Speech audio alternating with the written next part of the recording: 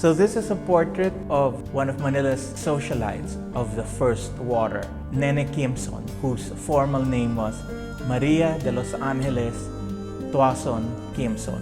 She was married to a Tuason relative, John Tuason-Quimson, who was the Philippine ambassador to the court of St. James from 1986 onwards. Nene was described as a lady, and she had all these ladylike pastimes.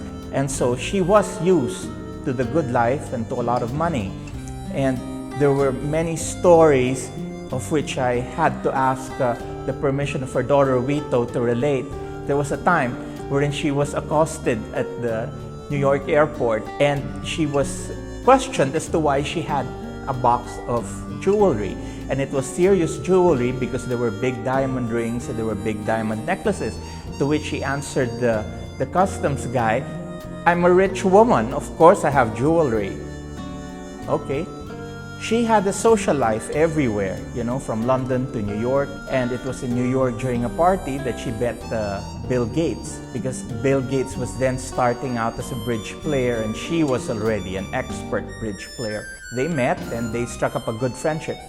She was always one of the queens of Manila society. Every party that was graced by Nene Quimson had a sort of social good housekeeping mark on it and meant that you belonged. Given this very glamorous life of hers, you have to understand that her husband, John Tuason-Quimson, was 10 years older than she was. And thus, he had a sort of older set of friends.